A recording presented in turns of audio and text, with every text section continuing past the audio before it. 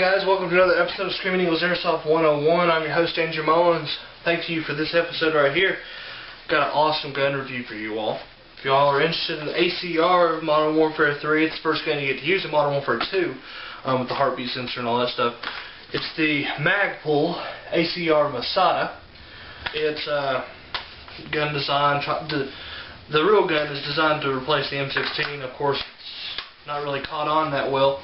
Never really been a big fan of the ACR myself. I'm an M16 kind of guy. This gun is pretty impressive shooting-wise and quality-wise. Fired a bunch of rounds through it. Extremely accurate gun. Has a high FPS. You know, fire selector switch.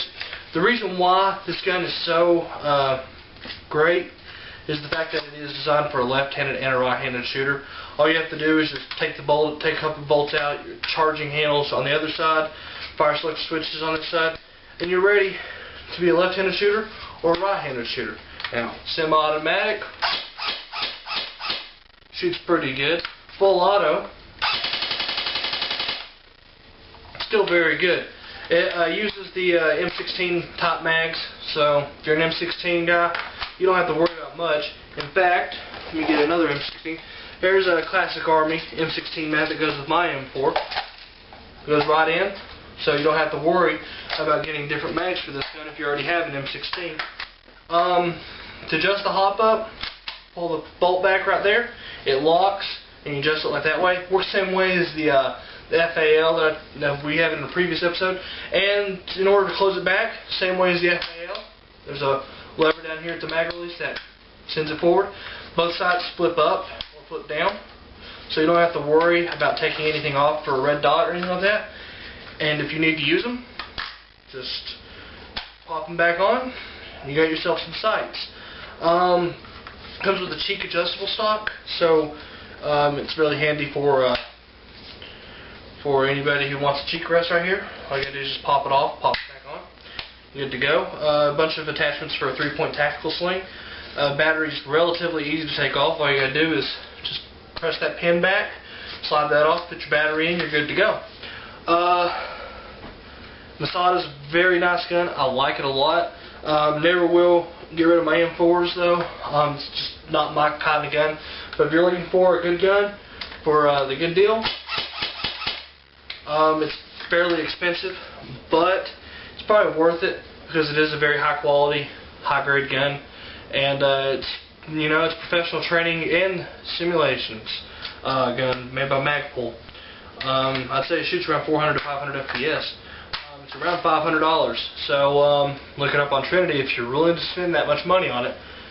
Performance, accuracy, and appearance, I give it a solid 9.5 out of 10. It's a very good gun. It's just the price with it. It's a little steep for me, but if you're willing to spend that much money on a gun like this, Magpul ACR Masada, it's right up your alley.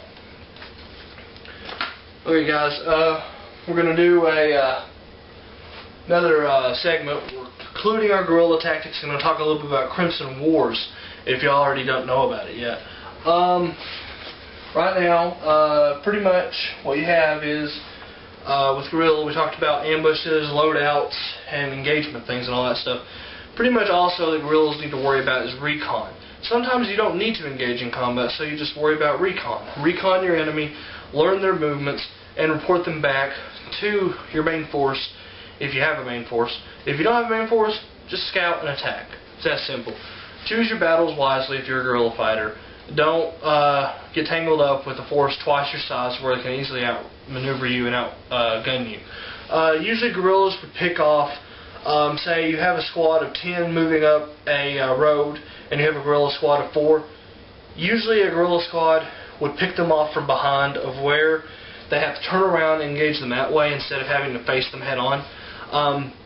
If you have really good positioning, you can take them out from 2 different angles and take them all out at one time.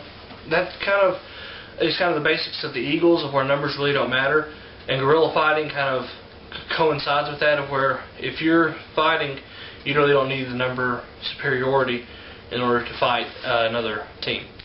So we'll include that with guerrilla warfare. Next week, per request, I'll show you my Navy loadout, my Navy SEAL loadout, and y'all may like that. I know that Mountain Stealth Airsoft wanted to see that. So I'll show you my Navy loadout next week, and we're going to show you a quick video on Crimson Wars, and I think that could be it for the day, for this episode. So we'll show this episode of Crimson Wars, and we'll call it right here.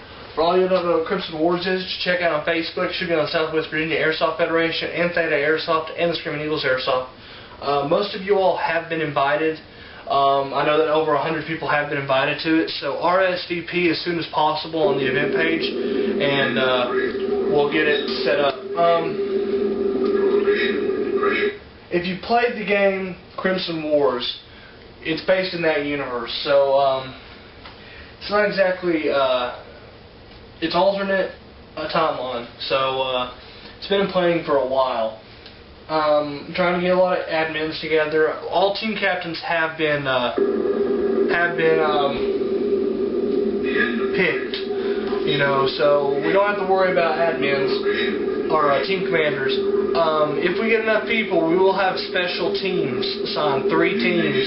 If we get enough people, if we get at least 60 people signed up or more, we'll be able to do those teams. So try an RSVP and make sure and ask your parents to go and all that stuff. You know, we need all the people we can get. I want this event to rival the events at Fulda Gap and Operation Lion Claws and all these big events that go on throughout the region. It's time for Southwest Virginia to show the community that we have a big airsoft community here, and we have. In the past like 8 months, we've gotten, almost a year, we've gotten over 100 members in the Southwest Virginia Airsoft Federation. Combined with Theta and the Tri-Cities, we can put on a pretty big event of at least 100 people. So guys, sign up, RSVP on the event, message me for details. I can use all the people possible for this. If you don't want to play and you want to be a photographer or referee, message me on that also. And if you want to help me with objectives and all that stuff, just message me. Most admins, we have an admin group page. If you're a team commander, you're already an admin, an in-player admin. So message me on that for ideas. Just remember, guys, Dixie Confederacy, primary concern with objectives for both sides, and money is a big thing. Also, could be a big thing. And we'll just figure that out. And a big thing that I'm also going to do in the second mini-sode of Crimson Wars, we're going to talk about the continuation of this.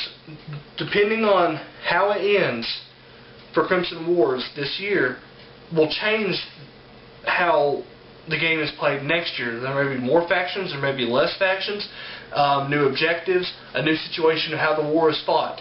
So stay tuned for that mini-sode, and next week we'll have a gunner gear review, and you'll take a look at my Navy SEAL loadout, and that's it. So thank you for tuning in for another episode of Screaming Eagles Airsoft 101. I'm your host, Andrew Mullins.